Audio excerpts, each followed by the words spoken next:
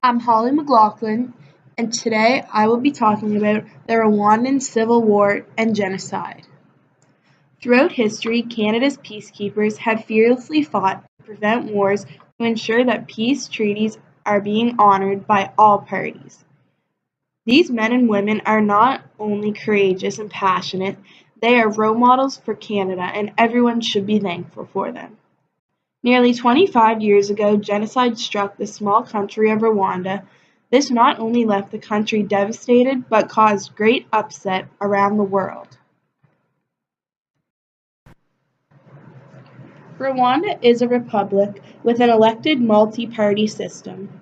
In 1959, the Tutsis lost power to the Hutu tribe because the Hutu tribe blamed the Tutsis with the killing of their chief. Not long after there were riots being held by the Hutu group, which led to the killing of the Tutsis. This escalated to the burning of Tutsis' homes as well. Rwanda is a very poor country with three native tribes, the Hutu tribe being 84%, the Tutsi tribe being 15%, and the Twa being 1% of the population. The main two tribes of Rwanda, which were the Hutus and the Tutsis, were very similar in appearance. Tutsis were taller with a light skin tone, and the Hutus were shorter with a dark skin tone. In the 1930s, Belgium took over Rwanda and decided that everyone was to have an ID card saying what tribe they belonged to. When the Belgians were done ruling the government, they gave their power to the Tutsis because they resembled them more. Genocide is the deliberate killing of a large group of people, especially those of a particular nation. This act was made illegal in 1948. During October 1st, 1990, the Tutsi tribe invaded Rwanda, starting the Civil War.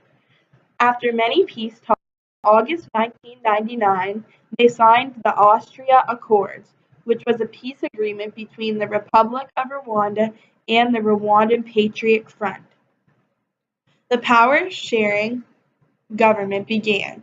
On April 6, 1994, the Hutu president's plane crashed, which killed him. The Tutsis tribe was quickly blamed, which started the Rwanda genocide.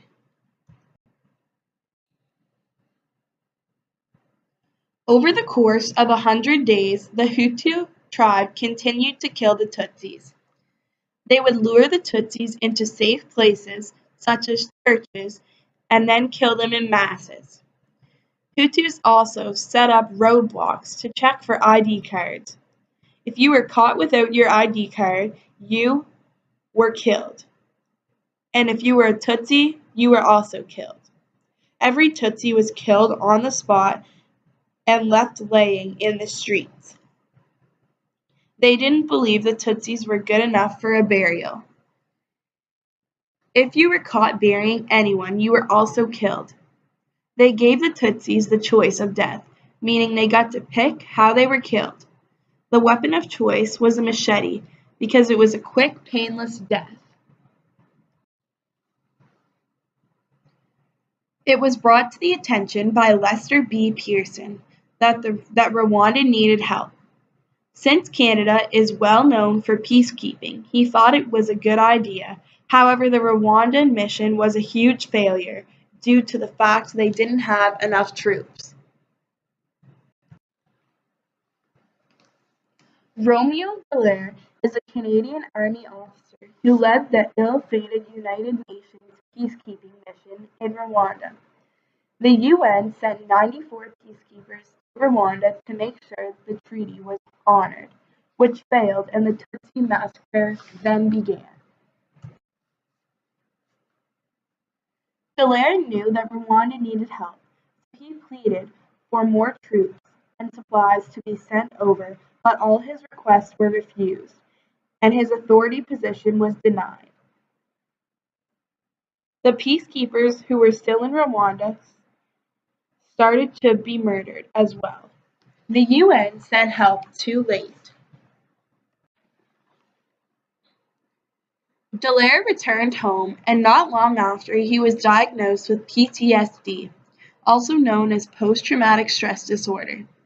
This disorder is usually found in professions where the person has been through or has witnessed something they are unable to deal with internally. Not long after he became suicidal and was found on a park bench in a coma state. He now is recovered and does speeches about the legitimacy of PTSD and explains how he takes some of the blame for what happened, but not all. He believes he did everything in his power to help out. This tragedy truly needed a quicker response.